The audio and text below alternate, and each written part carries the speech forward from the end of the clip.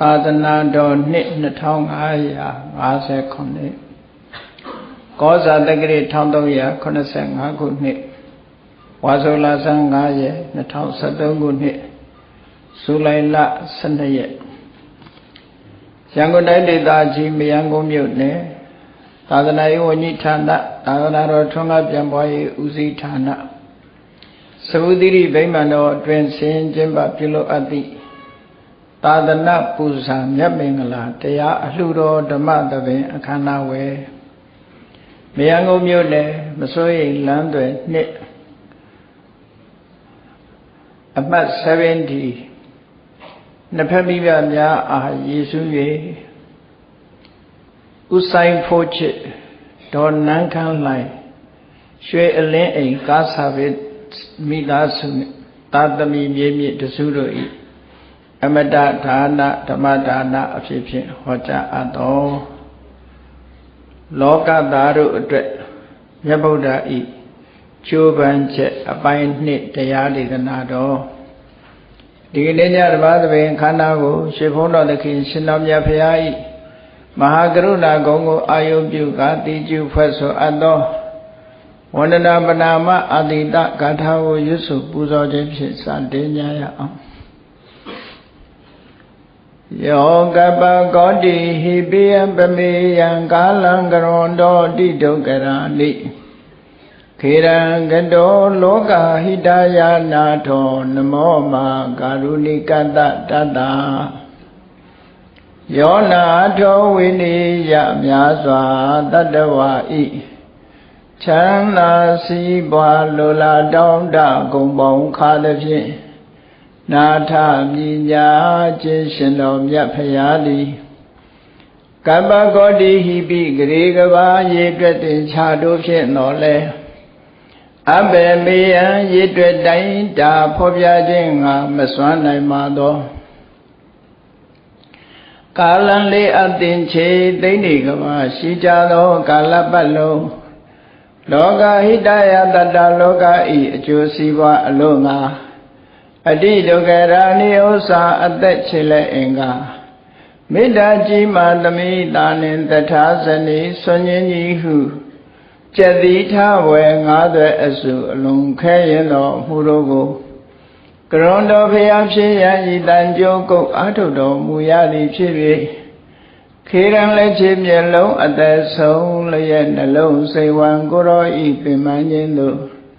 ကတောဘဝတဏ္ဍချိန်ဖန်များစွာရောက်တော်မူခဲ့ရရှာလေပြီ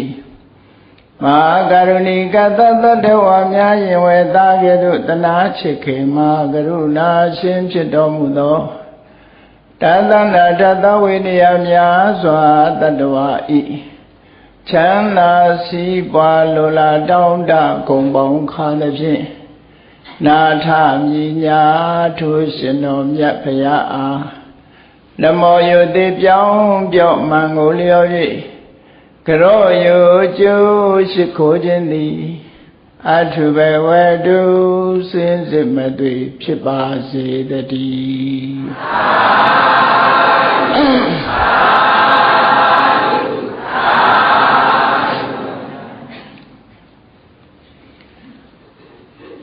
လောကသားတို့အတွက်မြတ်ဗုဒ္ဓ၏ကျိုးပန်းချက်အပိုင်းနှစ်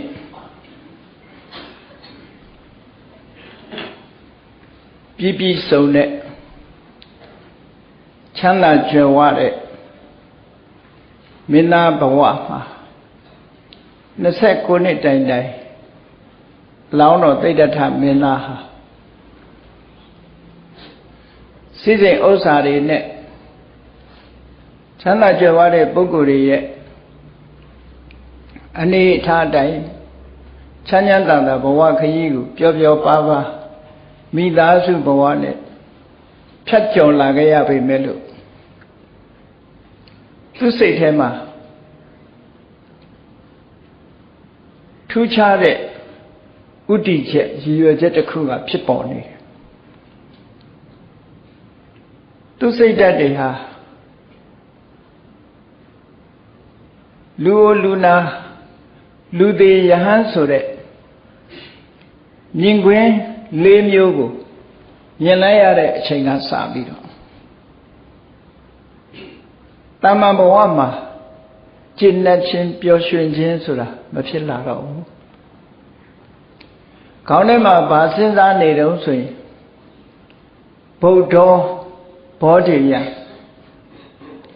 ဒီလိုဆင်းရဲဒုက္ခတွေကလွတ်တဲ့နိလန်းကိုငါသိအောင်လုပ်မယ်သိပြီးတဲ့အခါမှာအများတ attva တွေကိုလည်းပဲဒီလမ်းကြောင်းကိုသိအောင်ပြောပြမယ်ဗုဒ္ဓဘောဓိယငါကိုယ်တိုင်အမှန်တရားကိုသိပြီးတဲ့နောက်အများတ attva တွေသိဖို့အတွက်ငါကြိုးစားမယ်ဆိုတဲ့စိတ်ဟာဖြစ်ပေါ်ပြီးတော့နေတယ်မုတ်တောမောစီယ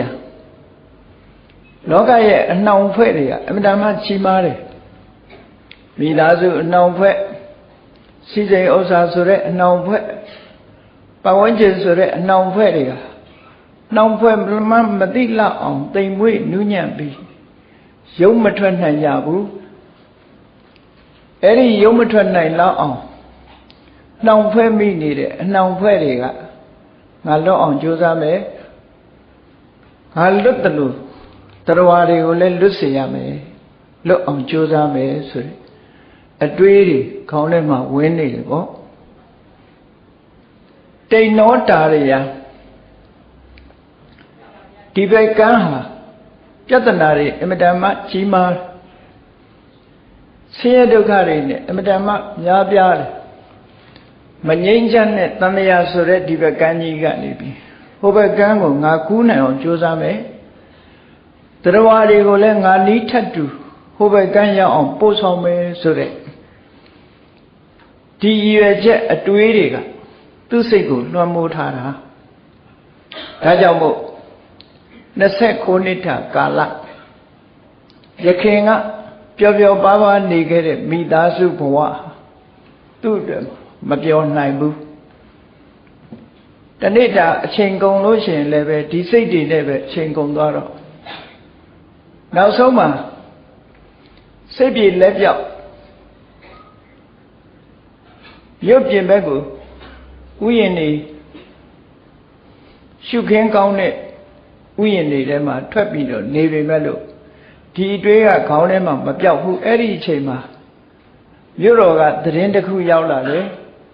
ဘာလဲလို့ဆိုလို့ရှိရင်ရတောရရာမိဖုရားကသားတော်လေးတစ်ပါးဖွားမြင်လာပြီဆိုတဲ့အကြောင်းသတင်းလာပို့တယ်သတင်းလာပို့လိုက်တဲ့အခါမှာလွတ်ခနဲ့သူ့နှုတ်ကဘာပြောလိုက်တော့ဆိုယာဟုဇာတောဗန္ဒနာဇာတံငါရဲ့လာဝန်းလို့ဆိုတဲ့ငါရဲ့စီမံချက်အန္တရာဟုတ်ကလွတ်ဖို့ဆိုတဲ့စိတ်ကူးရနေတဲ့လာပြီဝန်းကြီးတော့နှောက်ရှက်မဲ့ယာဟုဆိုတဲ့အတူနေနတ်ကြီးတော့ပေါ်လာပြီ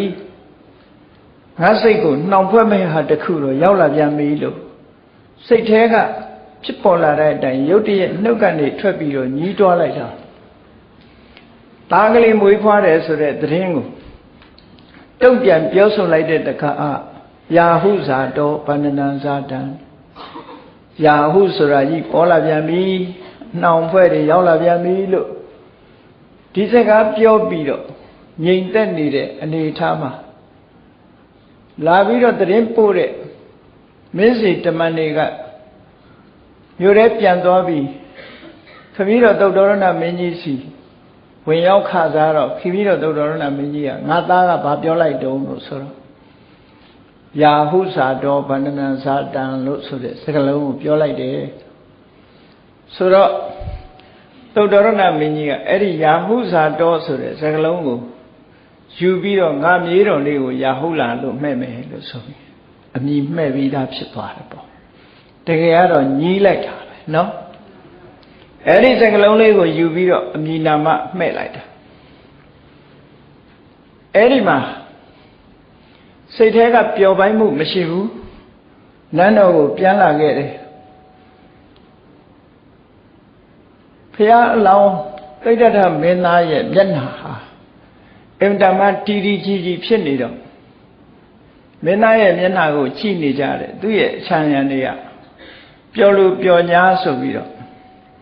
အတိအမှုကခုံနေနဲ့ဘုရားလောင်းကိုဖြေပြောကြတယ်သူကောင်းတဲ့မှာတော့အမြဲတမ်းပဲငါအမှန်သိအောင်လုပ်မယ်သိပြီးရင်တရားတွေကိုလည်းသိအောင်လုပ်မယ်ဆိုတဲ့အတွေးတွေကလွှမ်းမိုးပြီးတော့နေတော့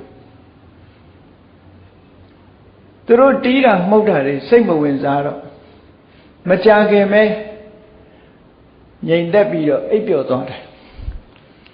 အိပ်ပျော်သွားတဲ့အခါကျတော့တိဋ္ဌထမင်းသားအိပ်ဆက်သွားပြီဆိုတော့တိမုတ်နေကြတဲ့ပုဂ္ဂိုလ်တွေကလည်းသူ့ရဲ့ရံရော်တွေချွေရံသင်းပင်းတွေကအလုံးဟာအမျိုးသမီးတွေကြီးပဲနော်ခုခေတ်မှာအမျိုးသမီးဆိုင်ဝိုင်းပေါ်တာမဟုတ်ဘူး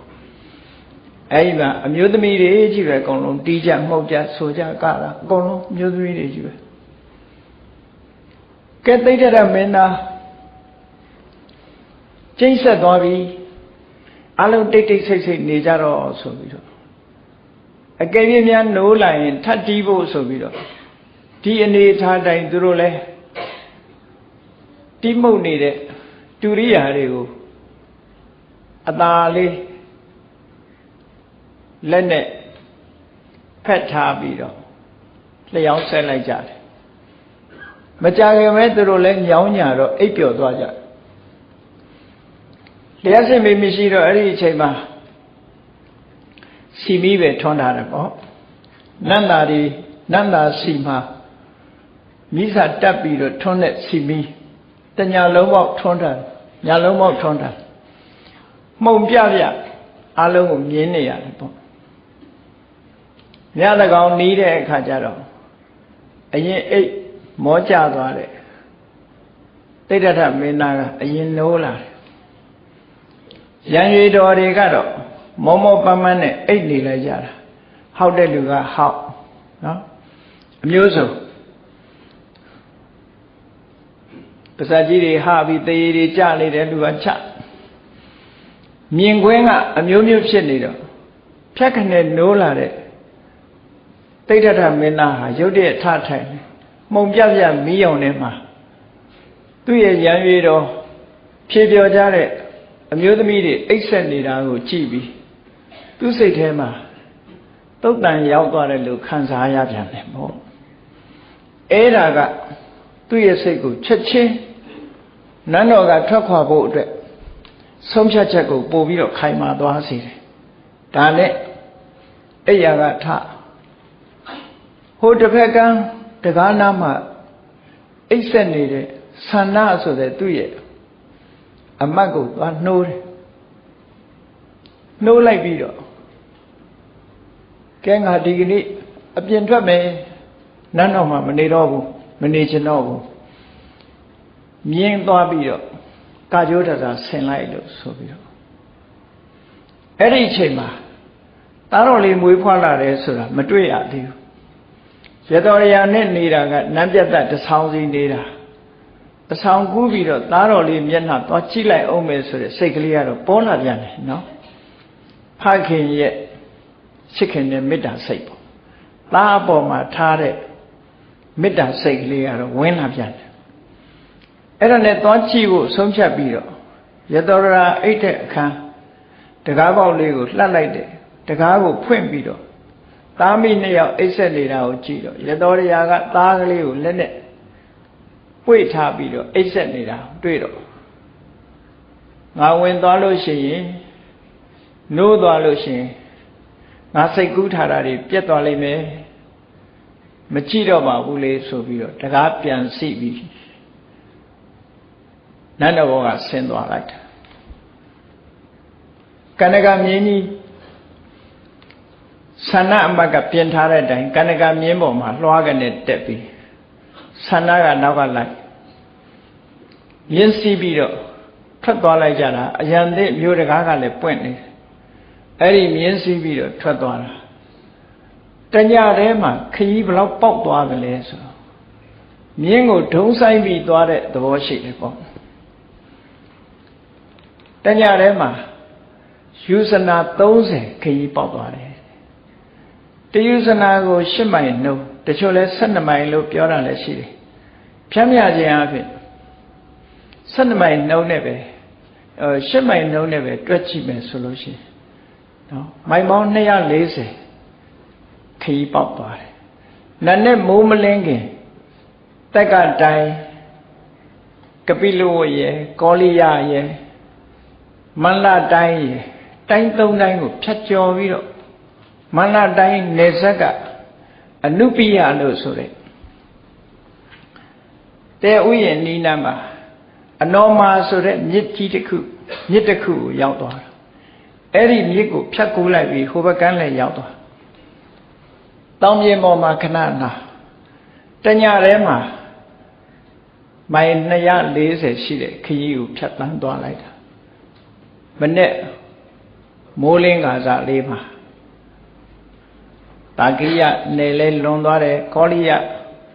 နယ်ပယ်ကြီးကိုလည်းလွန်သွားပြီးတော့မန္လနယ်ပယ်တဲ့ထိရောက်သွားပြီးအနောမာမြစ်ကမ်းကိုမြစ်ကိုခတ်ချင်းချင်းဖြစ်တဲ့အနောမာမြစ်ကိုဖြတ်ကူးလိုက်တော့ဟိုဘက်တောင်ဘက်ရောက်သွားတာနဲ့တပြိုင်နက်ဆန္ဒအမတ်ကိုမေးတယ်ဒီမြစ်ကိုဗာမြစ်ခေါ်လဲလို့ဆိုမှအနောမာမြစ်လို့ခေါ်ပါတယ်အနောမရဲ့အဓိပ္ပာယ်ကမယုံညံ့မှုဆိုတဲ့အဓိပ္ပာယ်ဒီမြစ်မှာပဲဒီနေရာမှာပဲငါဟိုဘက်ရောက်သွားလို့ရှိရင်သူများနယ်ထဲရောက်တော့မယ်ဒါကြောင့်မို့မင်းသားအဝတ်တွေကိုအကုန်ချုပ်ပြီးဒီအချိန်မှာမမျှော်လင့်မဲနဲ့ဂတိကာရဗြဟ္မာကြီးကလာရောက်ပြီးတော့ဆက်ကတ်တယ်ပရိက္ခရာ8ပါးရောက်ရှိပြီးတော့လာတယ်အဲ့ဒီအချိန်မှာမင်းသားအဝတ်တွေကိုချွတ်အဲ့ဗြဟ္မာကြီးကတဲ့သူတော်စင်တွေဝတ်နေကြအဝတ်သင်္ကန်းမျိုးကိုဝတ်မဟုတ်ခင်ဘာလုပ်လဲလို့ဆိုရင်မင်းသားတွေထုံးထားတဲ့စတုံးကိုလက်ထက်ပါလာတဲ့တန်လျက်နဲ့စတုံးဆံပင်အရင်ကနေပြီးတော့စတုံးထုံးထားတဲ့အတိုင်းဆံပင်အရင်ကနေဖြတ်လိုက်တဲ့အခါကျတော့ထိုးစပင်ကပြန်ပြီးတော့ပြေကျမသွားပဲနဲ့ကော်နဲ့ကတ်ထားသလိုထုံးထားတဲ့အတိုင်းစပင်ကနေပြီး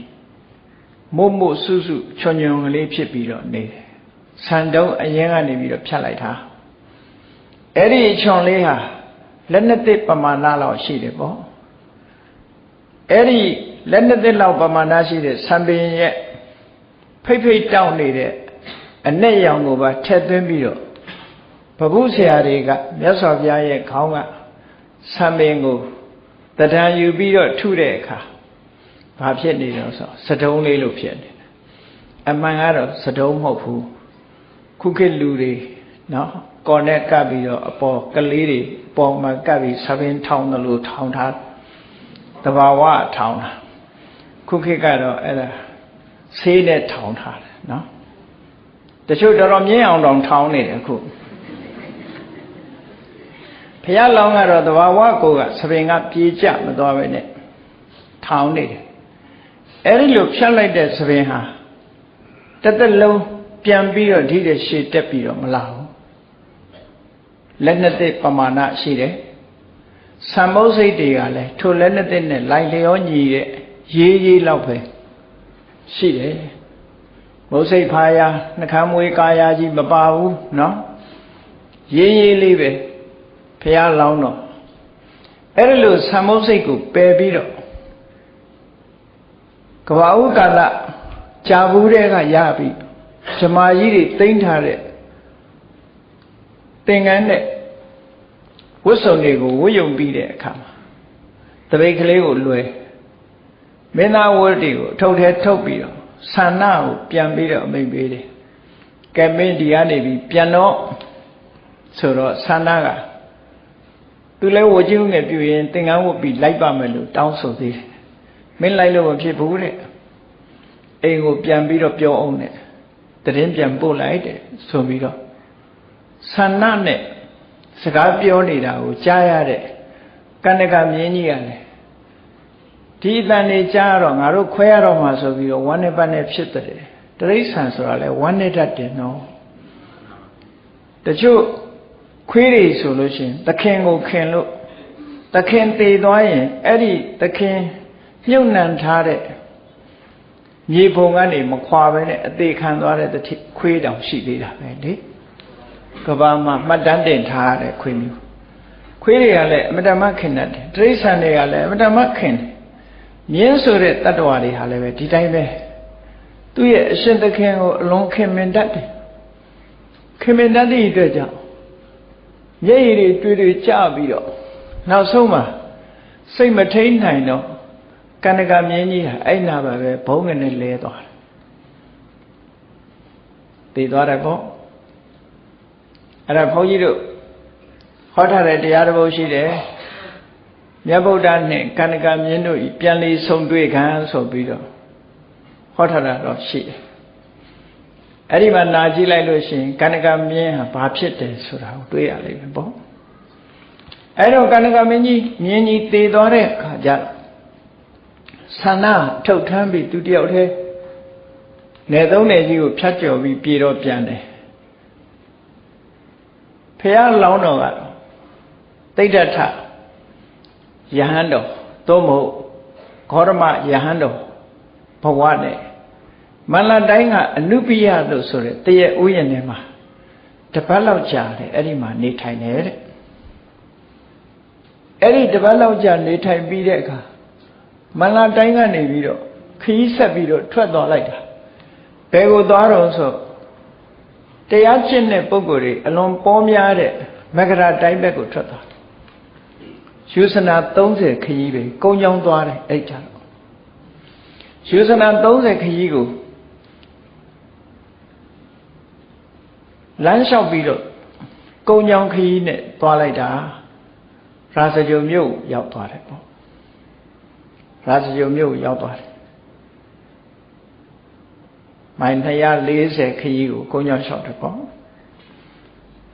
ရာဇဂုံမြို့ရောက်သွားတဲ့အခါကျတော့လက်နဲ့မိုးတောက်တဲ့အချိန်မှာပါလာတဲ့သပိတ်ကလေးကိုလွယ်ပြီးတော့ဆွမ်းခံထွက်တယ်မြို့ထဲကိုဝင်ဆွမ်းခံတာ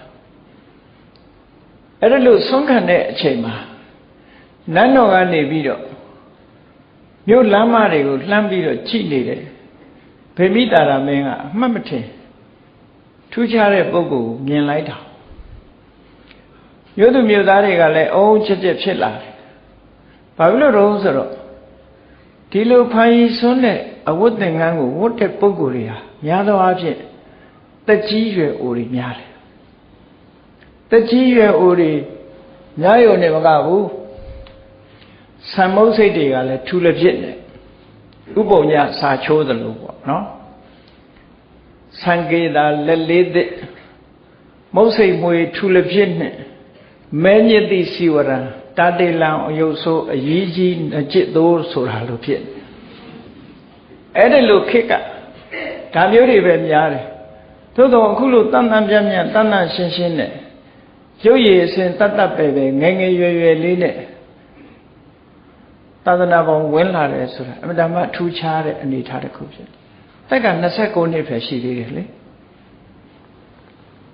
အဲ့တော့ဗေမိသာရကြီးကမြင်ချင်းရာဇဓမ္မနေကိုလွတ်တယ်အဲ့ဒီရာဇဓမ္မနေလွတ်တယ်ဆိုတာကိုပပိစ္ဆာသုတ်တံမှာ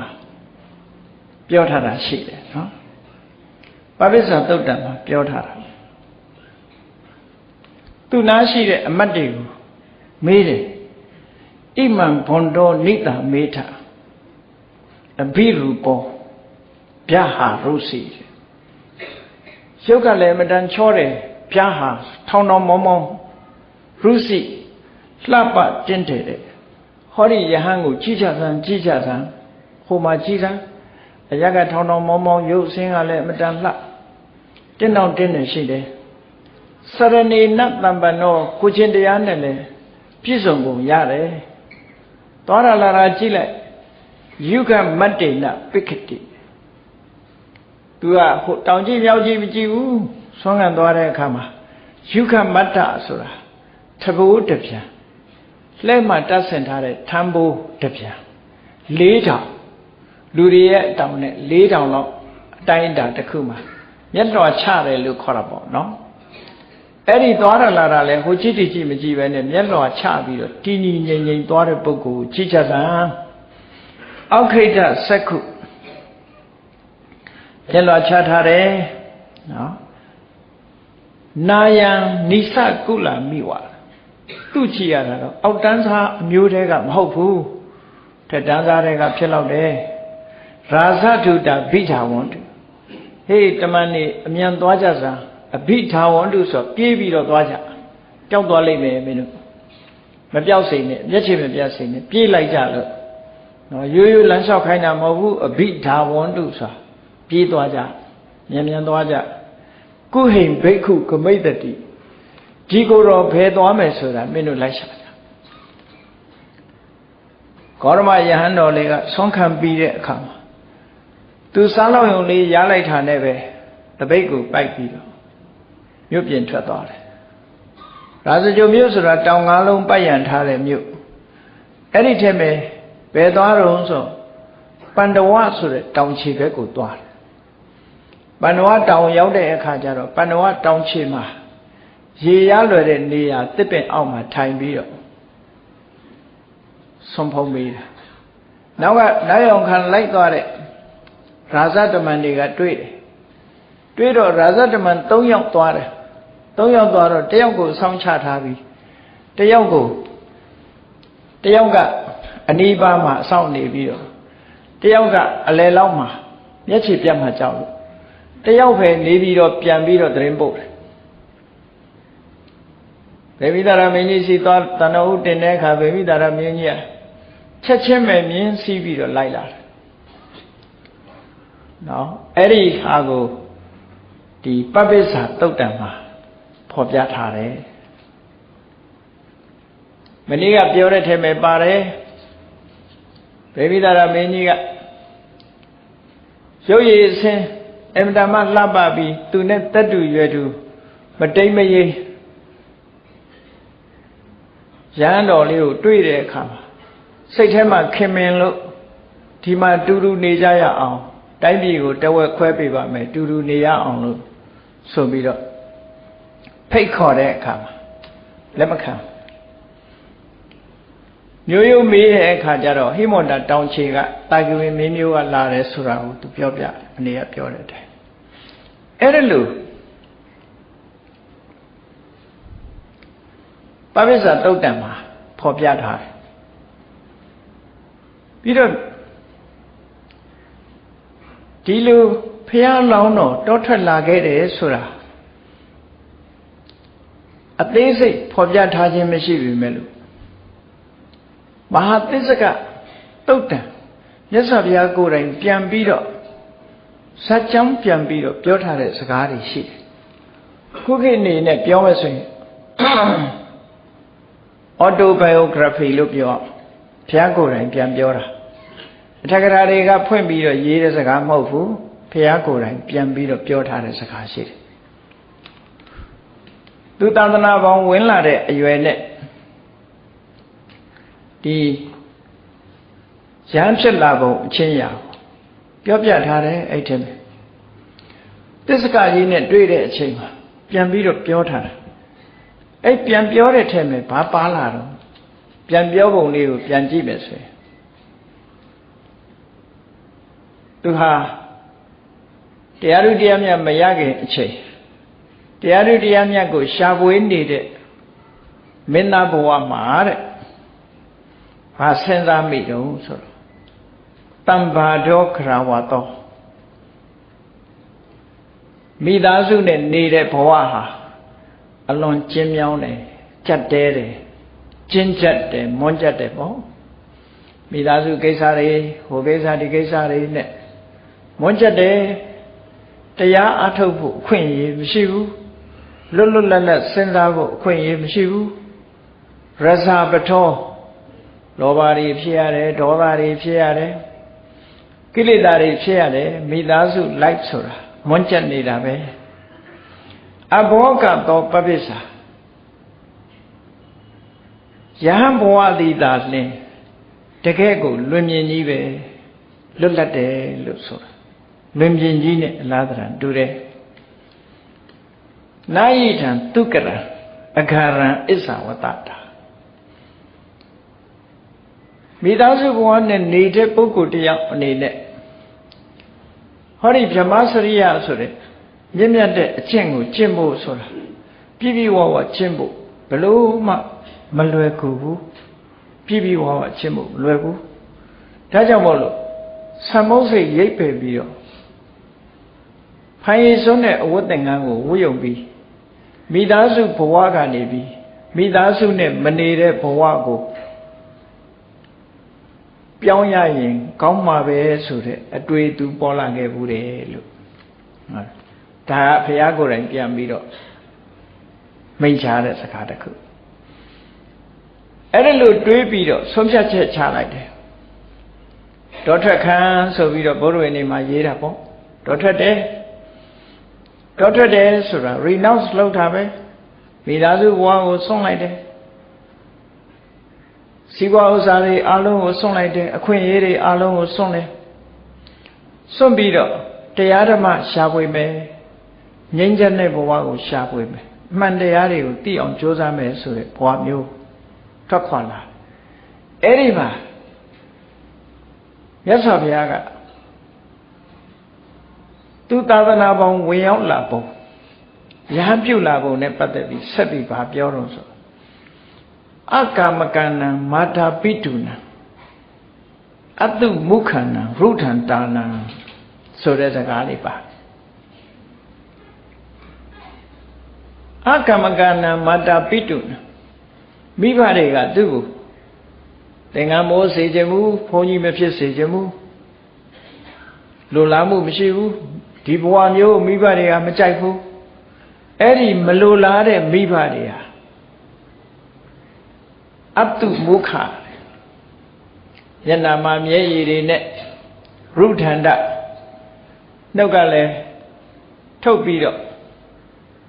အတန်ထွက်ပြီးတော့ငိုကြွေးနေကြသားလေးဒီလိုလှုပ်သွားတာကိုမကျေနပ်နိုင်ကြဘူးအဲ့ဒီလိုငိုကြွေးနေတဲ့အချိန်မှာပဲသံမုတ်စိတ်ပယ်ပြီးသင်္ကန်းဝတ်ခဲ့တယ်လို့မြတ်စွာဘုရားဒီလိုပြန်ပြောတယ်ဒီနေရာလေးမှာနိုင်ငံသားစာဖတ်တဲ့ပုဂ္ဂိုလ်တွေကမြန်မာတွေတွေးတယ်လို့မတွေးဘူးမြန်မာတွေကတော့ထက္ကရာဆရာတွေရှင်းလင်းချက်အတိုင်းဘုရားလောင်တော်ထက်တာဟာဒီညာကြီးတကောင်တိတ်တိတ်ထွက်လာတာဆိုတော့မိဘတွေငိုးနေတော့ထွက်လာတာမဟုတ်ဘူးသူတို့ကမိဘတွေငိုးနေတော့ထွက်တာမဟုတ်ဘူးညာကြီးထွက်တာလည်းမဟုတ်ဘူးမိဘတွေငိုးနေတော့အိမ်ကနေဇွတ်ထွက်လာတယ်လို့သူတို့ကဒီလိုယူဆတယ်ဒီစာပိုက်ကြည့်မယ်ဆိုရင်လည်းပဲအဲ့ဒီပုံစံမျိုးဖြစ်တယ်ပေါ့သို့တော်လည်းပဲဖြစ်နိုင်တာ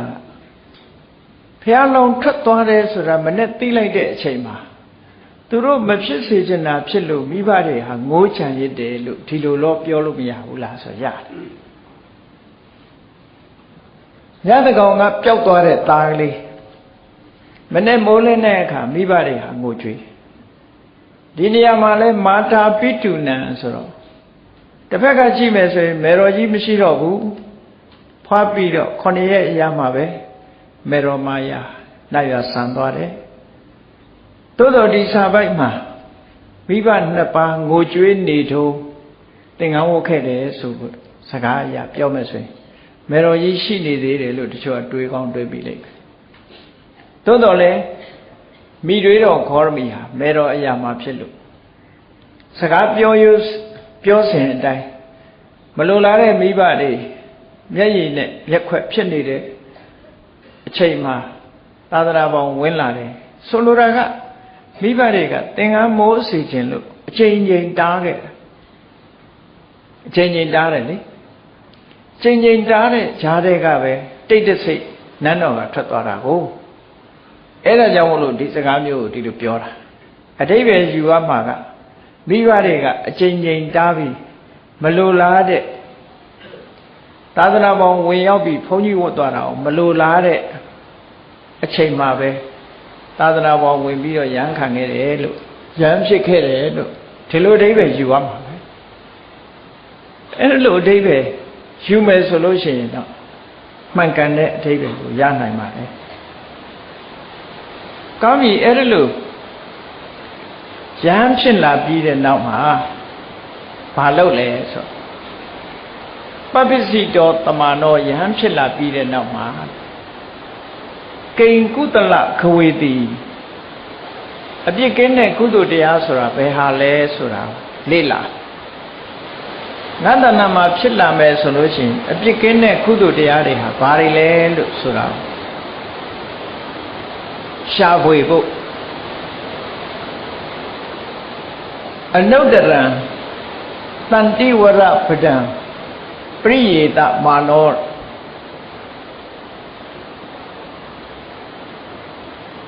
တောထွက်လာပြီးတဲ့နောက်မှာ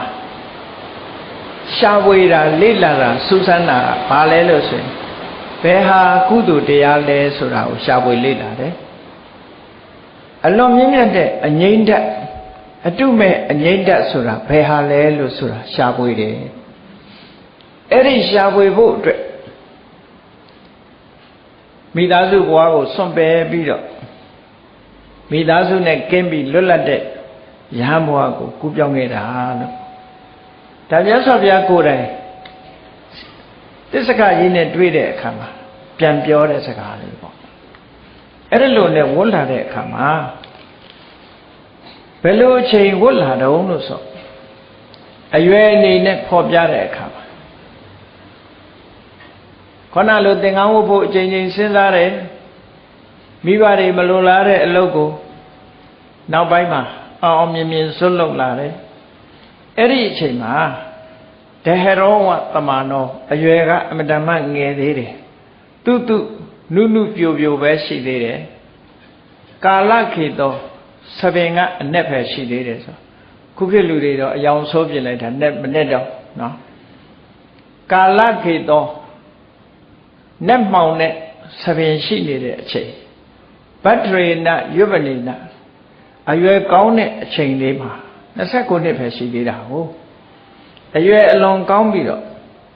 နော်ပထမေနဝယတာလူရဲ့အရွယ်သုံးပါးပေါင်းလိုက်လို့ရှိရင်ပထမအရွယ်မှာပဲရှိသေးတယ်အဲ့တော့ပထမအရွယ်ဆိုတာ33နှစ်ထိအောင်ပထမအရွယ်လို့ခေါ်တယ်နောက်ထပ်ဒုတိယ33နှစ်ကျတော့66နှစ်ထိပေါ့ဒုတိယ33နှစ်ကဒုတိယအရွယ်66နှစ်ကနေ68နှစ်ကနေပြီးအထက်ကျတော့တတိယအရွယ်လို့ဒီလိုသတ်မှတ်တယ်တရားရန်ကို3ပိုင်းပိုင်းလိုက်တာ33ခုစီပိုင်းလိုက်တဲ့အခါကျတော့လားတရားပြည့်ဖို့တစ်ခုပဲလိုတာကိုအဲ့ဒါလို့လူတွေရဲ့အရွယ်3မျိုးကိုပိုင်းထားတဲ့ထဲမှာဘုရားလောင်တောထွက်ပြီးတော့ယဟန်ပြုခဲ့တာပထမအရွယ်ပဲရှိသေးတယ်ဆိုတာမြတ်စွာဘုရားကိုယ်တိုင်သူ့ဘဝစာကြောင်းကိုပြန်ပြောတဲ့ထဲမှာဒါပါတယ်ပေါ့ပထမေနဝယတာပထမအရွယ်မှာပဲမိဘတွေကမလိုလားတဲ့အလုပ်တစ်ခုကိုသူဟာလှုပ်လာခဲ့တယ်လို့သူပြောတာအဲ့ဒီလိုလှုပ်ပြီးတဲ့အခါရဟန်းဘဝလည်းရောက်ရောကုသိုလ်ဆိုတာဘာလဲအပြစ်ကင်းတဲ့တရားဆိုတာဘာလဲအမြတ်ဆုံးငြိမ်းချမ်းမှုဆိုတာဘာလဲဆိုတာ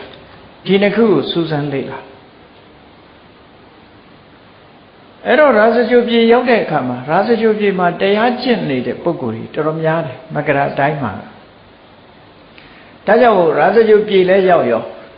အဲ့ဒီအချိန်မှာနာမည်ကြီးနေတာဘယ်သူတုံးလို့ဆိုတော့အာလာရကာလမတို့ဥရကရမဗုဒ္ဓတို့ကနာမည်ကြီးတယ်ဒါကြောင့်မို့ဘုရားလောင်အရှင်ဂေါရမယဟန်တော်လေးဟာအာလာရကာလမဆိုတဲ့ဆရာကြီးစီသွားတယ်ရောက်သွားတဲ့အခါကျတော့ခွင့်တောင်းတယ်ဆရာကြီးရဲ့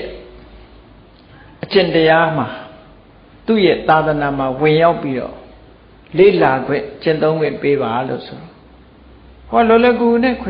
င့်ပေးတယ်ခွင့်ပေးပြီးတော့ပထမသင်ယူရတယ်သူ့ရဲ့ယူဝါဒတွေယူဝါဒသင်ယူလိုက်တာ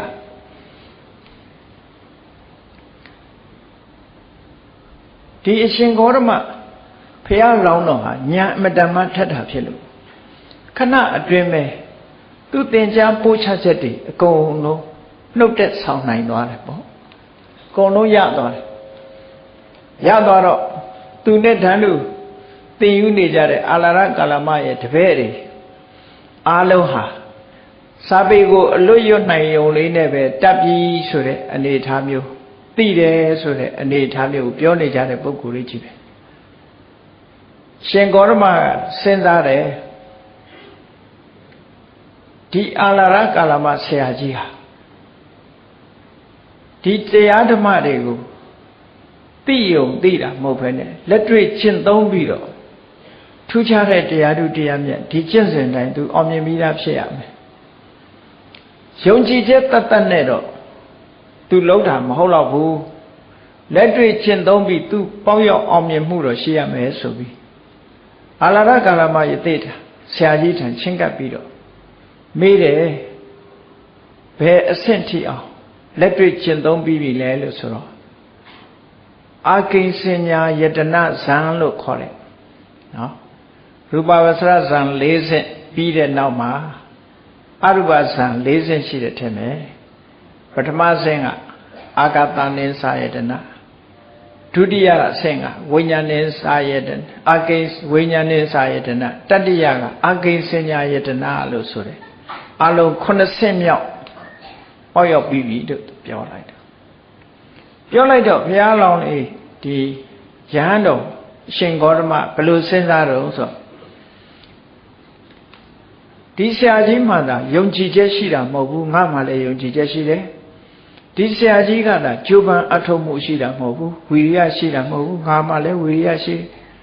သူ့မှသာခိုင်မာတဲ့တတိရှိတာမဟုတ်ဘူးငါမှလည်းတတိရှိသူ့မှသာစိတ်တည်ငြိမ်မှုတမာတိရှိတာမဟုတ်ဘူးငါလည်းရှိတယ်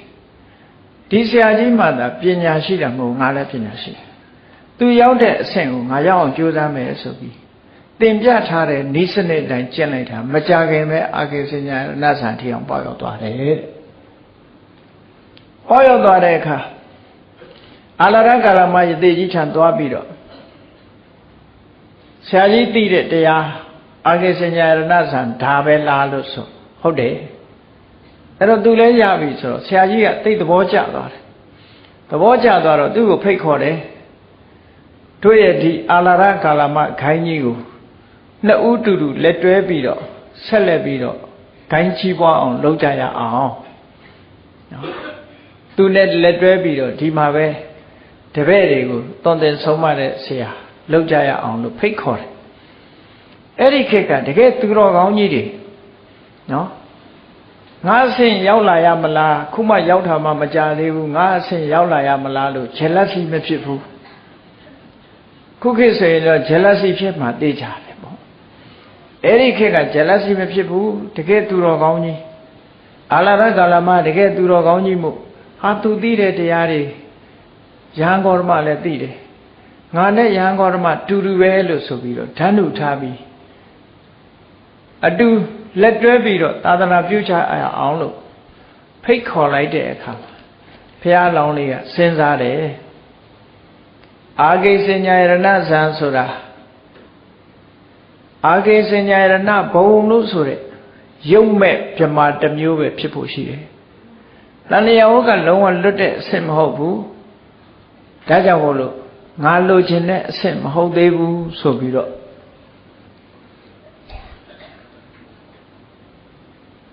အဲ့ဒီမှာစာပေကမြတ်စွာဘုရားသုံးတဲ့စကားလုံးကဘယ်လိုသုံးလို့ဆိုအဲ့ဒီအာကိဉ္စညာရဏဇံ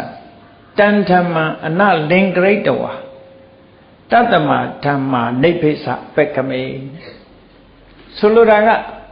အာကိဉ္စညာရဏဇံဆိုတဲ့တရားကိုအနလင်္ကရိတဝါတာမန်ကြည့်မယ်ဆိုရင်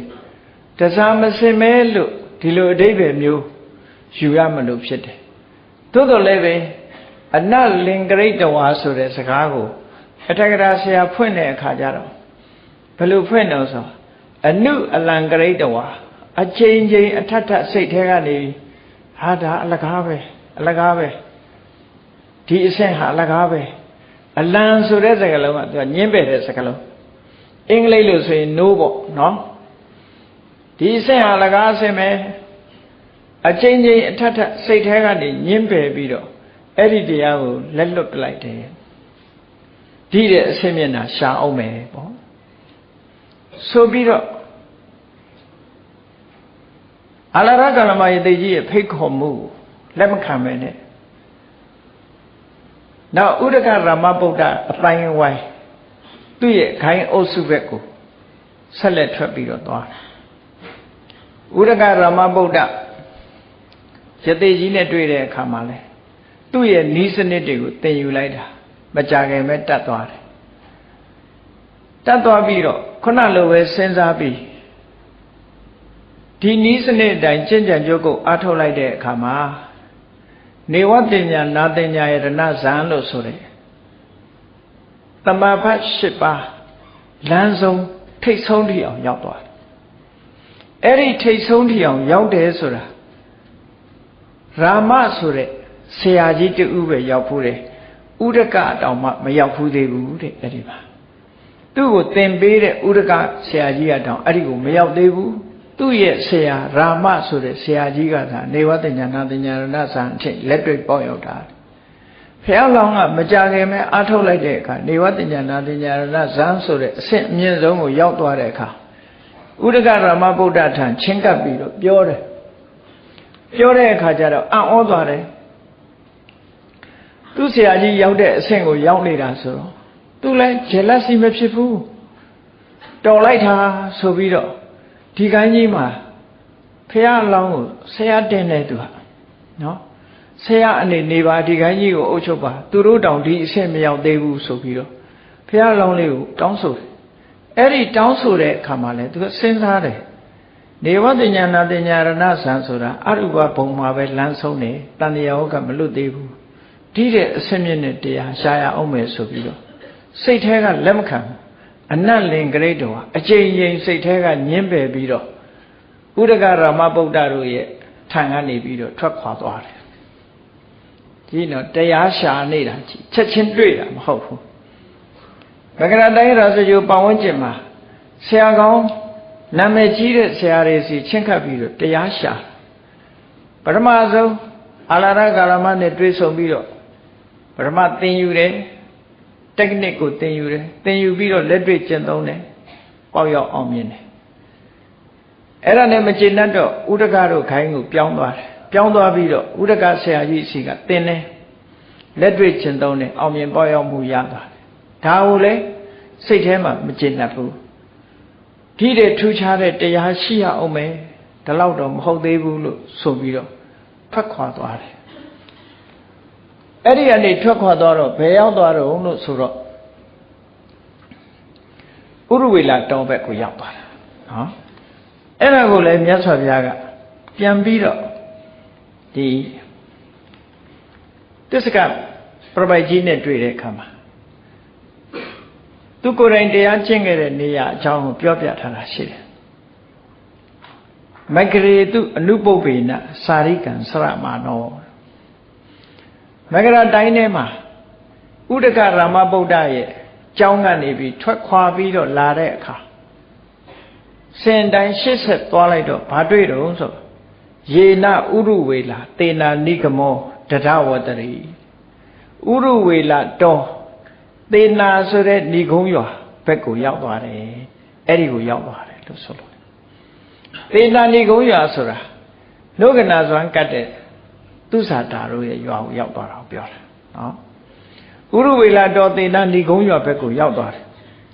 ရောက်သွားလိုက်တဲ့အခါကျတော့အလုံးဗုဒ္ဓဂယာရောက်တဲ့ပုဂ္ဂိုလ်တွေတော့ရှိမှာပေါ့ခဏိခေမြင်ကွင်းနဲ့လွန်ခဲ့တဲ့နှစ်ပေါင်း2500မြင်ကွင်းကတော့ပြောင်းသွားပြီပေါ့ခြေနေတွေအများကြီးပြောင်းနေပြီပေါ့အဲ့ဒီမှာဥရဝေလာတောနာမှာကြည့်တော့နေရာဌာနအနေထားတစ်ခုကိုမြတ်စွာဘုရားကပြန်ပြီးတော့ပြောထားတာဘာလို့ဆိုရမဏီယံဘူမိဘာကံ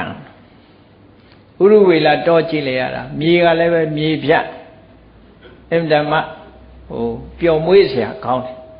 ပျော်မွေးเสียကောင်းတယ်ရေပြင်ကလည်းပျော်မွေးเสียကောင်းတယ်ပါတာတိကံသဝနတန္တာတောအုပ်လေးကလည်းလှတယ်နတိစတန်ထန်တေ နဒိစတန်တန်တိမြစ်ရည်တွေကလည်းစီးနေတယ်မြစ်ရဲ့နာမည်ကိုတော့ဒီမှာထည့်ပြီးတော့ပြောမထားဘူးသို့သောပပိစ္ဆာတုံးမှာတော့နေရင်စရာမြစ်လို့ထည့်ပြီးတော့ပြောတာနေရင်စရာမြစ်ဆိုတာမော်ရီညွန်နေမရှိလို့ရေကအမတမကြည်တယ်ငါးလေးတွေကူးနေတာတောင်မြင်ရလောက်အောင်ရေကြည်တယ်လို့ဆိုလိုတယ်ပေါ့မြစ်ကလည်းပဲတသွင်းသွင်းစီးဆင်းနေတယ်သေတကံမြစ်ရည်လေးကကြီးပြီးတော့ဖွေးနေတာတုပ္ပတိဋ္ဌာစိတ်ကန်းလေးတွေကလည်းအမတမตายလှပတယ်6ကဘာကြီးတွေမဟုတ်ဘူးမြစ်ထဲကိုဆင်းမို့ရတောင်မြင်လေးနဲ့စိတ်ကန်းလေးတွေကလည်းအမတမကောင်းတယ်တုပ္ပတိဋ္ဌံရမဏီယတမန္တာသခောစရခာမံပဝန်းကျင်ကလည်းဆွမ်းခံရွာတွေရှိတယ်အဲ့တော့ဒီအချက်လက်တွေကိုကြည့်လိုက်တဲ့အခါအမတမပြည့်စုံတယ်မြေပြင်ကလည်းပဲညီညာတယ်ပျော်မွေ့စရာကောင်းတယ်တောအုပ်ကြီးကလည်းပဲကြည်နူးစရာကောင်းတယ်မြစ်ကလည်းပဲစီးဆင်းနေတယ်မြစ်ရည်ကလည်းကြီးနေတယ်ဖွေးနေတယ်စိတ်ကန်းလေးကလည်းအမတမသားရတယ်ပတ်ဝန်းကျင်မှာလည်းပဲရွာလေးတွေရှိတယ်ဒီနေရာဟာတကယ်ကိုတရားအထုတ်လို့ကောင်းတဲ့နေရာတစ်ခုပဲလို့စိတ်ထဲမှာဆုံးဖြတ်ပြီးဒီနေရာမှာပဲငါတရားကျင့်တော်မယ်လို့စိတ်ဆုံးဖြတ်ပြီးဥရဝေလတော်မှာဘုရားအလောင်းတော်ဟာဆက်လက်ပြီးသတင်းသုံးတယ်ဆိုတဲ့အကြောင်းပြန်ပြောထားတယ်နော်ဒါ autobiography ထက္ကရာကရေးတဲ့စကားမဟုတ်ဘူးဘုရားကိုယ်တိုင်သူကိုယ်တိုင်ကျင့်ကြံခဲ့တဲ့ဟာကိုပြန်ပြီးတော့ပြောပြတာအဲ့ဒါလို့အမတန်လှပတဲ့နေရာတစ်ခုကိုရွေးချယ်ပြီးတော့စိတ်ငြိမ်တဲ့တစ်ပင်အောက်မှာရောက်ရှိရင်ကနေပြီသူစဉ်းစားလာတော့ခေါင်းထဲမှာနှိုင်းရှင်စရာဥပမာလေးပေါ်လာတယ်။ဘာတွေဥပမာပေါ်လာတော့ဆိုတရားဓမ္မကျင့်ကြံကြိုးကိုအထုတ်တော်မယ်ဆိုတစ်သား၃ချောင်းစဉ်းစားမိတယ်ပေါ့တစ်သား၃ချောင်းအခြေအနေချင်းမတူတဲ့တစ်သား၃ချောင်းတစ်သားဆိုတာကျွတ်တင်ပြီးတော့ပြောရမယ်ဆိုလို့ရှိရင်တော့ရှေးခေတ်တုန်းကမီးရဖို့ဆိုတာ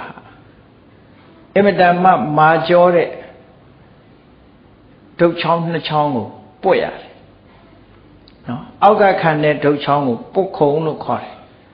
အပေါ်ကနေပွတ်တဲ့ဒုတ်ချောင်းကိုတော့ပွတ်ကြီးလို့ခေါ်တယ်ပုတ်ခုံပွတ်ကြီးအဲ့ဒီဒုတ်ချောင်းနှစ်ချောင်းကို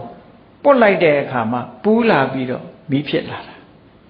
ရှေးကမီးရဖို့ဆိုတာတော်တော်ကြိုးစားရတယ်လို့သူပြောတာဒါကြောင့်မို့ကြိုးစားအထုတ်မှုနဲ့ပတ်သက်ပြီးပြောတဲ့အခါမှာမိဖို့ယောက်ျားပမာလားတို့ဆိုတဲ့ရှေးကကြပြစကားလေးတွေရှိတယ်ပေါ့အလုပ်လုပ်ပြီးဆိုရင်မိဖို့ယောက်ျားရဲ့ကြိုးစားမှုမျိုးနဲ့လုပ်ရမယ်နားလို့မရဘူးသူကခဏနားချထားရင်ပြန်အေးသွားမှလေဒုတ်ချောင်းတစ်ချောင်းကိုပုတ်လေးပူလေးပိုးပူလာတဲ့အချိန်လေးမှာမိဖြစ်မှာကိုရပ်ထားလိုက်လို့ရှင်ပြန်အေးသွားမှမရဘူးအဲ့ဒီမှာဘုရားလောင်းကအဲ့ဒီခေတ်ကမိရအောင်လှုပ်တဲ့ပုတ်ခုံပုတ်ချီဆိုတဲ့ဒါနှစ်ခုကိုဥပမာပြုပြီးတော့မြတ်စွာဘုရားကတစ်သား၃ချောင်းခေါင်းထဲမှာပေါ်လာတယ်အဲ့ဒီတစ်သား၃ချောင်းမှာတစ်ချောင်းကစိုးလဲစိုးနေတယ်ရေထဲလည်းချထားတယ်ဒါကတစ်ချောင်းနောက်တစ်ချောင်းကတော့စိုးတော့စိုးတယ်ရေထဲတော့မထားဘူးကုန်းပေါ်တင်ထားတယ်ဟောဒါကတစ်ချောင်းနောက်ဆုံးတစ်ချောင်းကျတော့6တွေ့နေတယ်ကုန်းပေါ်မှာလည်းထားတယ်ကဲမီးရဖို့ဆိုရင်ဘယ်ချောင်းကပို့ပြီးမီးရဖို့ရှိလဲနောက်ဆုံးချောင်းကသာမီးရနိုင်တာအဲ့ဒီမှာဘုရားလောင်းကစဉ်းစားတယ်လောကလူတွေတရားဓမ္မကျင့်ကြံအထုတ်ဖို့အသိဉာဏ်ဆိုတဲ့မိထောက်ဖြစ်ပေါ်လာဖို့အတွက်ဆိုလဲဆိုရေထဲလဲချထားတဲ့တစ်သားမျိုးကတော့တစ်ချောင်းမျိုးကတော့ဒုတ်ချောင်းမျိုးကတော့ဘလို့မှမီးမထွက်နိုင်ဘူးပုတ်ချနိုင်ပုတ်တဲ့လူကမောသွားလိုက်နော်ဆိုလဲဆိုနေတယ်ရေထဲလဲချထားတယ်ဆိုဘလို့မှမဖြစ်နိုင်ဘူးတဲ့ အဲ့တော့ဆိုလဲဆိုတယ်ဆိုတာဘာပြောတာတော့ဆိုကာယစိတ်ဓာတ်ကိုယ်အနေထားကလည်းကာမဂုဏ်အာယုန်တွေထဲမှာနေတယ်စိတ်ကလည်းကာမဂုဏ်အာယုန်ထဲမှာနေတယ်ဆိုလိုတာကလူကိုယ်တိုင်ကလည်းမိသားစုနဲ့နေတယ်စိတ်ကလည်းမိသားစုတန်ရောစဉ်မပြတ်ဘူးဟောစိုးနေတဲ့တက်သားနဲ့မတူဘူးလားအဲ့ဒီထဲမှာသူတဏ္ဍာမှာကာမိသန္တာလို့ဆိုတဲ့ကာမဂုဏ်အာယုန်ခံစားခြင်းတဲ့စိတ်တွေကာမဂုဏ်အာယုန်နဲ့ပတ်သက်ပြီးတော့ပူလောင်တဲ့စိတ်တွေနော်ဆာလောင်နေတဲ့စိတ်တွေကလည်းပဲဖယ်ရှားမထားသေးဘူးဆိုတော့ရေထဲချထားတာနဲ့တူနေတယ်ဆိုလဲဆိုတယ်ရေထဲလည်းချထားတယ်ကိုယ့်ဘဝကိုစဉ်းစားကြည့်ဘယ်လိုတစ်တုံးမျိုးလဲဘယ်လိုတစ်ချောင်းမျိုးလဲဆိုလို့ရှိရင်မိသားစုဘဝမှာလည်းလူကိုယ်တိုင်ကလည်းမိသားစုဘဝမှာနေတယ်စိတ်ကလည်းမိသားစုကိစ္စတွေနဲ့ပဲအချိန်ကုန်နေတယ်စိုးနေတယ်နော်မိသားစုဘဝထဲမှာနေတယ်ဆိုလဲဆိုတယ်ရေထဲလည်းချထားဘယ်လိုမှမီးထွက်ဖို့ရအကြောင်းမရှိဘူးအသိဉာဏ်ဆိုတဲ့မီးဖြစ်ဖို့အကြောင်းမရှိဘူးအဲ့ဒီမှာကြိုးစားအားထုတ်မယ်ဆိုလို့ရှိရင်ကတော့ဒုက္ခတော့ရှိမှာပဲတရားထိုင်နေတောင်မှပဲဘယ်လောက်ဒုက္ခဖြစ်လဲနော်တချို့ကတရားထိုင်တဲ့အခါဝေဒနာကြော်သွားပြီမနဲ့ချိန်ဖိတ်ပြီးတော့ခါနော်ထိုင်တာကြာလာလို့ရှိရင်ဝဒနာဒီနာနာမခံနိုင်တော့နားလာတယ်ဒါဝေဒနာအဲ့ဒါကိုဩပကမိကဒုက္ခဝေဒနာလို့ခေါ်တယ်လှုပ်လို့ဖြစ်လာတဲ့ဝေဒနာကြိုးစားအထောက်မှုကြောင့်ဖြစ်ပေါ်လာတဲ့ဝေဒနာဆိုတာတရားချာချာထိုင်လို့ရှိရင်ဖြစ်လာတာပဲအဲ့ဒီဩပကမိကဝေဒနာဆိုတာဖြစ်တဲ့လူဖြစ်တယ်မဖြစ်တဲ့လူမဖြစ်ဘူးကျမ်းမာရေးလည်းကောင်းတယ်တမာရီလည်းမြန်မြန်ရတယ်ဆိုတဲ့ပုဂ္ဂိုလ်ကဝေဒနာဒုက္ခဝေဒနာမဖြစ်ဘူးပေါ့ကဲခုနကတစ်တုံးလေးတစ်ချောင်းလေးဟာဆိုလဲဆိုနေတယ်ရေထဲလည်းချထားတယ်ဒုက္ခဝေဒနာတွေပေါ်လဲပေါ်လာပြီဆိုလို့ရှိရင်ဘယ်လိုနည်းနဲ့မှနော်ခုနမီးဖြစ်ဖို့ဘယ်လိုမှမဖြစ်ဘူးအဲ့ဒီနဲ့အလားတရံတူတဲ့ပုဂ္ဂိုလ်တရားဟာမိသားစုဘဝမှာလည်းနေတယ်စိတ်ကလည်းမိသားစုနဲ့တန်ရောစဉ်နေဖြစ်တယ်ကာမဂုဏ်အာယုန်စိတ်တွေကိုလည်းပဲဖယ်ရှားထားခြင်းမရှိဘူးတရားဓမ္မကြိုးပမ်းအားထုတ်တဲ့အခါမှာလုံလဝိရိယကြောင့်ဖြစ်ပေါ်လာတဲ့ဒုက္ခဝေဒနာလည်းခံစားရအောင်မယ်ဆိုဘယ်လိုလုပ်အသိဉာဏ်ဖြစ်မလို့မဖြစ်နိုင်ဘူးတဲ့အဲ့ဒီဒုက္ခကိုကြော်ဖို့အမြဲတမ်းခက်တယ်လို့ဒါကဖေရဒီအလောင်းကဒါကိုစဉ်းစားလိုက်တယ်အဲ့ဒီထင်လုံးမျိုးဆိုရင်ဘယ်လိုမှအသိဉာဏ်မရနိုင်ဘူးတခါဒုတိယတစ်သားချောင်းကိုစဉ်းစားလိုက်တယ်ဆိုတော့စိုးနေတယ်ဒါပေမဲ့လို့ကုန်းပေါ်တင်ထားတယ်သူကစိုးနေတယ်လို့ဆိုတာဘာပြောတာတော့လို့ဆိုကုန်းပေါ်တင်ထားတယ်ဆိုတာဘာပြောတော့ဆိုမိသားစုဘဝမှာတော့မနေဘူးဒါပေမဲ့လို့စိတ်ကကာမဂုဏ်အာယုစိတ်တွေမဖယ်နိုင်သေးဘူးမဖယ်နိုင်သေးတော့စိုးတော့စိုးတယ်ရေထဲတော့ချမထားဘူးအဲ့ဒီပုဂ္ဂိုလ်ဟာလည်းပဲကြိုးစားအားထုတ်လို့ဖြစ်ပေါ်လာတဲ့ဒုက္ခဝေဒနာတွေရှိခြင်းရှိမစေမရှိခြင်းမရှိပါစေသူလည်းစိုးနေသည့်အတွက်ကြောင့်တရားဥတရားမြတ်ရနိုင်ဖို့ဆိုတာအသိဉာဏ်ဖြစ်ပေါ်ဖို့မဖြစ်ဘူးတဲ့မိမရနိုင်တယ်လို့အသိဉာဏ်မဖြစ်နိုင်ဘူးဒုတိယတစ်ချောင်းကလည်းဒုတ်ချောင်းကလည်းမဖြစ်နိုင်ဘူးဟောတတိယတစ်သားချောင်းကိုကြည့်လိုက်တဲ့အခါမှာ6နေပြီလုံးဝ6တွေ့နေ6တွေ့နေတဲ့အပြင်မှာရေနဲ့ဝေးဝေးမှာထားတယ်အဲ့ဒါဘာနဲ့တူတော့ဆို6တွေ့နေတယ်လို့ဆိုကြတဲ့ကနော်ရေနဲ့ဝေးဝေးထားတယ်လို့ဆိုကြတဲ့ကမိသားစုဘဝမှာမနေဘူး6တွေ့နေတယ်ဆိုတဲ့ကာမိသန္တာစိတ်တွေလည်းမရှိဘူးကာမဂုဏ်အာယုစိတ်တွေလည်းမရှိဘူးသို့တော့တရားအထုတ်ခြင်းကြောင့်ကြိုးစားခြင်းကြောင့်ဖြစ်ပေါ်လာတဲ့ဒုက္ခဝေဒနာတော့ရှိနိုင်တယ်ကြိုးစားအားထုတ်လိုက်မယ်ဆိုရင်ခုနကတစ်သားချောင်းကပူပြီးတော့မီးထွက်နိုင်တယ်လို့ပဲအဲ့ဒါလို့ကာမဂုဏ်အာယုန်နေနဲ့ဝေးဝေးကွာကနေတဲ့ပုဂ္ဂိုလ်ဟာကြိုးစားလိုက်မယ်ဆိုရင်ဒုက္ခပဲဖြစ်စေအောင်တော့အတိညာဏ်တွေတော့ပေါ်လာနိုင်တယ်တတ္တိယတစ်သားချောင်းကအဲ့ဒါလို့ဥပမာဟာဘယ်တော့မှခေါင်းထဲမရောက်ဘူးတဲ့ဒီဥပမာဖះလောင်းလေးကညာထဲမှာစဉ်းစားမိလာပါတယ်လို့ဒါလဲသူကိုယ်တိုင်ပြန်ပြောပြတဲ့စကားတစ်ခုပဲပေါ့အဲ့ဒါလို့ဥပမာညာထဲဝင်လာတဲ့အခါမှာ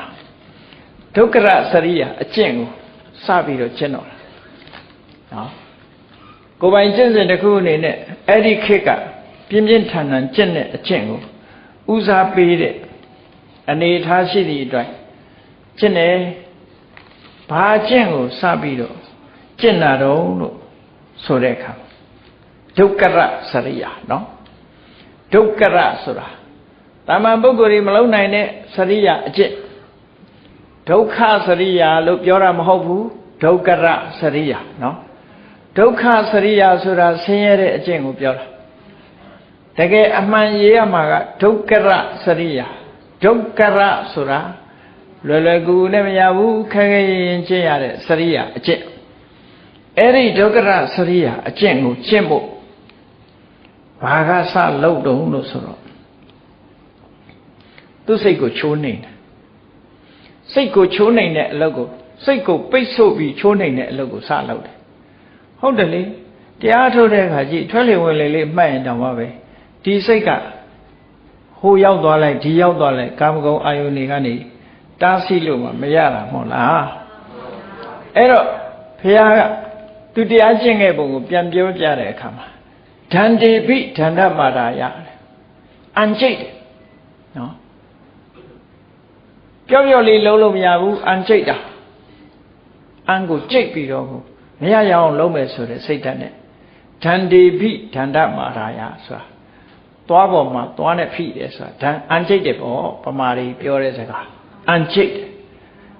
ပြီးဇီဝယတာလုံအာဟိစ္ဆာရှာနဲ့လေအာကောင်ကိုထောက်ထားတယ်မဲတင်းတဲ့သဘောပေါ့နော်အဲ့ဒါလို့လုတ်ပြီးတော့စိတ်ကိုတအားဖိနှိပ်ချုပ်ချယ်လိုက်တဲ့အခါဒီအကျင့်ကိုပထမဆုံးစကျင့်တယ်စိတ်ကိုတခြားမရောက်အောင်ဖိနှိပ်ပြီးတော့ဆုတ်ပိတ်ချုပ်ချယ်လိုက်တဲ့အခါဘာဖြစ်လာတော့ဆိုခြိုင်းကြားတွေကချွေးတွေပြက်ပြက်ကျလာတယ်တအားကြိုးစားလိုက်တော့ချွေးတွေပြန်လာတယ်ဟုတ်ပြီတကယ်လုပ်ပြီဆိုရင်ချွေးပြန်လာပဲလေချွေးပြန်လာတယ်အဲ့တော့ချွေးပြန်လာတဲ့အခါမှာအဲ့ဒီဒုက္ခဝေဒနာကိုလည်းဒုက္ခဝေဒနာကြောင့်စိတ်ပြက်သွားတာမရှိဘူးတဲ့ဆက်လုပ်ဖို့ပဲစိတ်ထဲမှာအာတန်တယ်ဟောအခက်အခဲတွေတွေ့လာတယ်ဒုက္ခတွေဖြစ်လာတယ်အဲ့ဒီဖြစ်လာတဲ့ဒုက္ခဝေဒနာကိုစိတ်ကြပြီးတော့မသွားဘူးဆက်ပြီးတော့ကြိုးစားအထောက်ဖို့လောက်လာတယ်ဘုရားလောင်းဆက်ပြီးတော့ကြိုးစားအထောက်တယ်ဒုက္ခကစိတ်ကိုလာပြီးတော့မလွှမ်းမိုးနိုင်ဘူးတဲ့ဒါနဲ့နောက်တစ်ဆင့်တက်လိုက်တယ်အဲ့ဒါကိုဖယ်ပြီးတော့နောက်တစ်ဆင့်တက်တယ်ဘာလို့တုံးဆိုအပ္ပနကဇံလို့ခေါ်တယ်အာယုတကူတဲ့စိတ်ကိုပို့ထားပြီးတော့အသက်ဒီထွက်လေဝင်လေကိုချုပ်တီးတဲ့အကျင့်တစ်ခုကျင့်တယ်ထွက်လေဝင်လေကိုဆိုးပိတ်လိုက်တယ်ပါးစပ်ကလည်းလေမထွက်အောင်ပိတ်တယ်နှာခေါင်းကလည်းလေမထွက်အောင်ပိတ်တယ်နားတွေကလည်းလေမထွက်အောင်ပိတ်တယ်ထွက်လေဝင်လေကိုပိတ်ဆို့ပြီးတော့အန်ကျိတ်ပြီးတော့ထွက်လေဝင်လေကိုမထွက်ရအောင်ပိတ်လိုက်တယ်ချုပ်တီးလိုက်တယ်ပေါ့နော်ထွက်လေဝင်လေကိုအဲ့ဒါလို့ချုပ်တီးလိုက်တဲ့အခါအခက်ခဲကပထမဆုံးဘာဖြစ်လာလဲလို့ဆိုအဓိမတ္တဝါဒမုဒ္ဒနိဥဟနန္တိတိတ်ပြင်းထန်တဲ့ဒီလေကခေါင်းထဲမှာလာပြီးတော့တိုးတယ်လို့ဆိုလို့နှာခေါင်းကလေမထွက်ရဘူးနားလေမထွက်ရအပေါက်ရှိကပိတ်လိုက်တယ်ပစုပါဆိုပိတ်ထားလိုက်တယ်ချုပ်တီးထားလိုက်တဲ့အခါကျတော့လေကတိုးမိတိုးရတူးတဲ့အခါခေါင်းမှာလာတိုးတယ်အမှန်တမ်းပြင်းထန်တဲ့ဝေဒနာကိုခံစားရတယ်ခေါင်းကိုတူကြီးနဲ့ထုနေသလိုခေါင်းကျိန်းတာဖြစ်လာတယ်သို့တော့အဲ့ဒီဒုက္ခဝေဒနာနဲ့ကြုံရတော့လည်းပဲစိတ်ထကြမသွားဘူးတဲ့ဆက်လက်ပြီးတော့လှုပ်တယ်ဒုတိယဘာအခက်ခဲဖြစ်လာတော့ဆိုအဓိမတ္တတိတဝေဒနာခေါင်းကိုက်တဲ့ယောဂဖြစ်လာတယ်လေကိုချုပ်တီးလိုက်တဲ့အခါကျတော့ခေါင်းတွေဓာတ်ကိုက်လာတယ်အဲ့ဒီခေါင်းကိုက်လာသည့်အတွက်ကြောင့်လဲစိတ်ဓာတ်ကကြမသွားဘူးတဲ့ဒီဒုက္ခကိုလည်းကြော်လွှားအောင်စိတ်ထဲမှာထားနိုင်တယ်အဲ့ဒါလို့ချုပ်တီးတော့နောက်ဆက်လက်ပြီးတော့လှုပ်တဲ့အခါမှာဘာဖြစ်လာတော့ဆိုအလုံးကိုပြင်းထန်တဲ့လေကဝမ်းဘိုက်ကိုထိုးဖောက်လာတယ်ဘိုက်ကြီးပွင့်ထွက်သွားနိုင်လောက်အောင်ကို လေကနေပြီးတော့ထိုးလာတယ်ဗိုက်တွေတားနာလာတယ်ပေါ့အဲ့ဒီအချိန်မှလည်းပဲသိခံတယ်ဒီဒုက္ခဝေဒနာကြောင့်စိတ်ဓာတ်ဟာကြပြီးတော့မသွားဘူးတဲ့ဆက်ပြီးတော့ပဲကြိုးပမ်းတယ်ဟောနောက်တစ်ခုဘာဖြစ်လာတော့ဆက်ပြီးတော့ကျင့်သုံးလိုက်တဲ့အခါကျတော့အဓိမတ္တကာယသမိဒါဟောအဓိမတ္တောကာယသမိဒါဟောခန္ဓာကိုယ်မှာအလုံးကိုပြင်းထန်တဲ့ပူလောင်မှုကြီးတစ်ခုဖြစ်ပေါ်လာတယ်တကိုယ်လုံးပူလောင်လာတယ်အဲ့ဒီပူလောင်လာခြင်းကြောင့်ဖြစ်ပေါ်လာတဲ့ဒုက္ခဝေဒနာကလည်းဘုရားလောင်းရဲ့စိတ်ကိုတုန်လှုပ်ခြောက်ခြားသွားအောင်မတတ်နိုင်ဘူးတဲ့ဒုက္ခကိုကြိတ်နှိပ်ပြီးတော့ခံတယ်လို့ဒီလိုဆိုတာနော်အဲ့ဒီလိုလှုပ်တဲ့အခါကျတော့ဘာဖြစ်သွားတော့ဆိုဝေလေတွေကိုတားချုပ်ပြီးတော့ကျင့်လိုက်တဲ့အခါကျတော့နောက်ဆုံးမှာမူးမိုက်ပြီးတော့လဲသွားတာနော်ဒုက္ခရစရိယကျင့်နေစားအဲ့လိုကျင့်တာနော်မူးပြီးတော့လဲသွားပြီးတတိတွေပါမေ့သွားလဲသွားတော့မြင်တဲ့နတ်တွေကဗာပြောကြတော့ဆိုရဟန်းဂေါရမတော့သေပြီလဲကြသွားပြီသေသွားပြီဆိုတော့တချို့နတ်တွေကဒါသေတာမဟုတ်ဘူးတဲ့ရဟန္တာဖြစ်သွားတယ်ရဟန္တာဖြစ်သွားရင်ဒီလိုပဲဖြစ်တယ်ပေါ့ရမ်းပြောချတာလေနတ်ဆိုတိုင်းသိတယ်ထင်မနေနဲ့ရမ်းပြောတာသူတို့လိုက်နောက်ကြတော့ဒီမူးလဲသွားရကနေပြန်ပြီးတော့တတိပြန်ရလာသို့တော့ဒီလောက်ကြီးမားတဲ့ဒုက္ခကိုရင်ဆိုင်ရသည့်အတွက်ကြောင့်စိတ်ဓာတ်ကျသလားလို့ဆိုမကျဘူးအဲ့ဒီကနေတတိပြန်ရလာတဲ့အခါကျတော့ခေါင်းထဲမှာဘာဖြစ်လာတော့ဆိုလေကိုချုပ်တဲ့အပ္ပနကအကျင့်ကဒါအစွမ်းကုန်ငါကျင့်လိုက်ပြီနောက်တစ်ခုငါထပ်ဆန်းတတ်အောင်မယ်ဆိုပြီးဘာတော့ဆိုအစာလုံးဝမစားဘဲနဲ့ဖြတ်တော့မယ်အဲ့ဒါလို့ဖြတ်တော့မယ်ဆိုတဲ့အခါမှာနားထဲမှာလာကြတယ်အစာလုံးဝမဖြတ်ပါနဲ့ဖြတ်ရင်မွေးချင်းပေါက်တွေကနေပြီးနတ်ဩဇာတွေထက်မယ်လို့နတ်တွေကပြောတဲ့စကားနားထဲမှာလာကြတယ်ဒါတော့ဘုရားလောင်းလေးကစဉ်းစားတယ်ငါကအစာဖြတ်တယ်လို့ဆိုပြီးတော့သူတို့ကငါမွေးချင်းပေါက်ကအစာလာထက်မယ်ဆိုရင်ငါရဲ့အလုပ်ဟာတန်ရှင်းစင်ကြယ်မှုဖြစ်မှာမဟုတ်ဘူးအဲ့တော့အစာကိုလျှော့စားမယ်လုံးဝဖြတ်တာမလုပ်တော့ဘူးနည်းနည်းလေးပဲစားမယ်တလက်ဆောင်လို့ခေါ်တာလက်ဖွားလေးကိုဖြန့်လိုက်ဖြန့်ပြီးရင်နည်းနည်းလေးတွန့်ပြီးတော့ခုံးလိုက်ခုံးပြီးတော့ရေထည့်ကြည့်လိုက်လို့ရှင်အဲ့ဒီလက်ဖွားထဲမှာတည်နိုင်တဲ့ရေပမာဏကိုတလက်ဆောင်လို့ခေါ်တယ်နော်တလက်ဆောင်လို့ခေါ်တယ်အဲ့ဒါလေးကိုပြောတာနော်ကိုယ်လက်လေးကိုပက်လက်လှန်လိုက်လက်ဖွားလေးကိုပက်လက်လှန်ပြီးတော့ခတ်ခုံးခုံးလေးလှုပ်လိုက်ခတ်ခုံးခုံးလေးလှုပ်ပြီးတော့အဲ့ဒီအခွက်ကလေးထဲမှာရေထည့်ကြည့်လိုက်ရင်ဘယ်လောက်ရေဆန့်မလဲအဲ့ဒီအတိုင်းတာပမာဏလောက်လေးကိုသူစားမယ်လို့ဒီနေ့မှနည်းနည်းလေးအဲ့လိုစားပြီးတော့ဒီနေ့ကုန်တရားကျင့်အာဟာရဖြတ်ပြီးတော့တရားကျင့်အဲ့လိုတရားကျင့်တဲ့အခါကျတော့အစာအာဟာရကမလုံလောက်သည့်အတွက်ကြောင့်တဖြည်းဖြည်းပိန်းလာလိုက်တာအသားအရောင်တွေကလည်းတခါတည်းမြုံမဲသွားတယ်လူကလည်းပိန်ချသွားတယ်အယိုးပြိုင်ပြိုင်ကြဒုက္ခရစရိယကျင့်တဲ့ပုံကြီးတွေးဘူးတယ်မဟုတ်လားအဲ့ဒီအဆင့်ရောက်နေတဲ့အချိန်ကိုပြောတာနော်အသားသွေးတွေခန်းချောင်းပြီးတော့အယိုးပြိုင်ပြိုင်ကြတဲ့အနေထားထိအောင်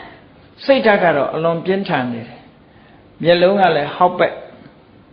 ဘိုက်ကင်လိုက်လို့ရှိရင်ကြောထိအောင်ဘိုက်ကြီးကလည်းချက်နေတာဘယ်လောက်ထိအောင်အခြေအနေဆိုးလာတော့ဆိုလို့ရှိရင်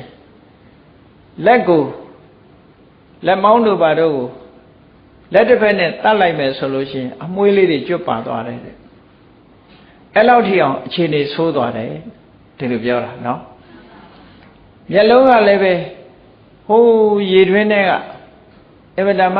နဲ့တဲ့ရေတွင်းကိုကြည့်လိုက်လို့ရှိရင်ရေလေးကဟုတ်အောင်မှရှိရတယ်လို့မျက်လုံးကြီးကလည်းဟောက်ပက်ကြီးဖြစ်နေတယ်တဲ့အသားရောင်တွေကလည်းပဲပြောင်းသွားလိုက်တာပြန်နှမ်းတို့နဲ့ကျုပ်တို့ဒီလိုတွေဖြစ်လာနတ်တွေကအမျိုးမျိုးပြောကြတယ်ရဟန်းဂေါရမဟာအသားတွေညိုသွားတယ်တို့အသားတွေမဲသွားတယ်တို့ဒီလိုအမျိုးမျိုးပြောကြတာနော်အဲ့ဒါလို့ပင်ပင်ပန်းပန်းဆင်းရဲတွေကျင့်လိုက်တာအစွမ်းကုန်ကျင့်တော်လည်းပဲသူလိုချင်တဲ့အသိဉာဏ်တစ်ခုရမလာပါဘူးတဲ့ရမလာတော့စဉ်းစားတယ်တိယအညောမက်ခောဘောဓာယ အသိဉာဏ်ရဖို့အတွက်ဒီလမ်းတော့မဟုတ်တော့ဘူးတခြားလမ်းဖြစ်ကောင်းဖြစ်လိမ့်မယ်လို့စိတ်ထဲမှာအသိဝင်လာတယ်အသိဝင်လာတဲ့အခါမှာဘာသွားတတိယတော့လို့ဆိုတော့ငယ်ငယ်လေးတုန်းက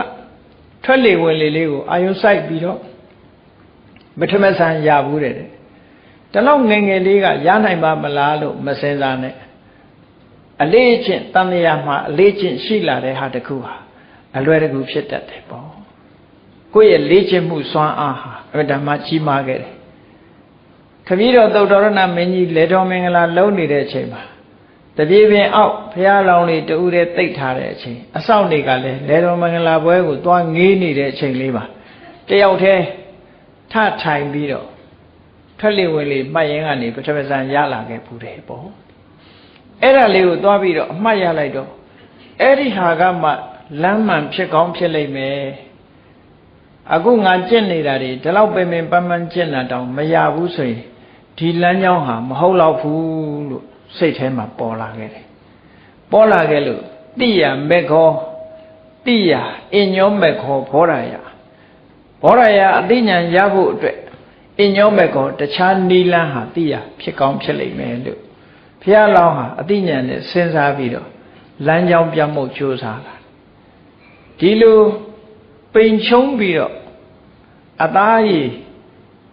ညှဉ်းနှွမ်းနေတဲ့အင်အားမရှိတဲ့အနေအထားမျိုးနဲ့ကတော့အဲ့ဒါမျိုးရဖို့ခက်လိမ့်မယ်ဒါကြောင့်မို့လို့ပြန်ပြီးတော့ငါဟာအစာစားအောင်မှပဲအစာစားပြီးအားရှိအောင်လုပ်ပြီးတော့မှ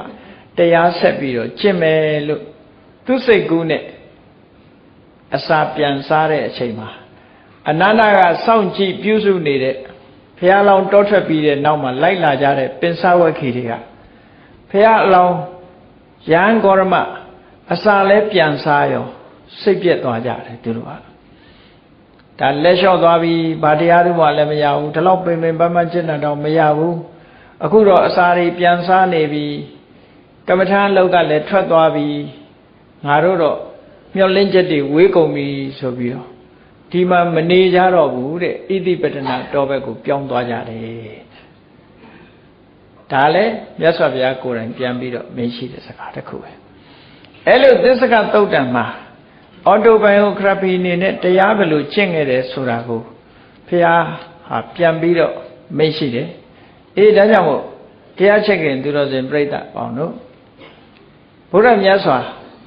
အများကောင်းကျိုးအတွက်လောကသားတို့အတွက်ဖရာဖြစ်သူမရောက်ခင်ကလည်းဘလောက်ပင်ပင်ပန်းပန်းကြိုးပမ်းအားထုတ်ခဲ့တယ်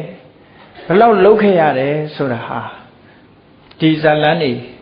ဒီမှတ်တမ်းတွေကိုကြည့်မယ်ဆိုရင်သိတာပါတယ်ဒါကြောင့်မို့လို့တရားအားထုတ်တဲ့အခါမှာအခက်အခဲတွေတွေ့လဲစိတ်မလျှော့ကြနဲ့မြတ်စွာဘုရားကိုယ်တိုင်တောင်မှပဲပင်ပင်ပန်းပန်းဒီလောက်အားထုတ်ရတယ်လို့ဆိုတာဒီကြိုးပမ်းအားထုတ်မှုလုံးလဝီရိယဆိုတာအင်တမအရေးကြီးတယ်အခုခေတ်တော့အတွေးလေးကချောလာတယ်အေးတက်တက်တာတာလို့အတ္တကိလမထာဖြစ်တယ်အတ္တကိလမထာဖြစ်တယ်ပင်ပင်ပန်းပန်းမလုံနဲ့စိန်လေးနဲ့အားထုတ်ခိုင်းလို့မရဘူးနော်အေးအဲ့ဒါလို့ကြိုးစားအားထုတ်မှရနိုင်တယ်လုံးလဝီရိယဆိုတာအယိုးကြည်ကြည်အေးခန်းခန်းကြိုးပမ်းအားထုတ်ရမယ်လမ်းစဉ်မှန်ဖို့ပဲအရေးကြီးတယ်ဆိုတာကိုမှတ်သားနိုင်ယူကြပြီးလောကသားတို့အတွက်မြတ်ဗုဒ္ဓရဲ့ကြိုးပမ်းချက်အတ္တမခက်ခဲလာတယ်ဆိုတာသိရှိကြီးညိုကြပြီးဘုရားမြတ်စွာရဲ့ခုံတွေကိုအာယုံပြုကာမိမိတို့ရဲ့လုံလဝီရိယတွေတိုးတက်လာအောင်ကြိုးစားအားထုတ်နိုင်ကြပါစေကုန်သတည်း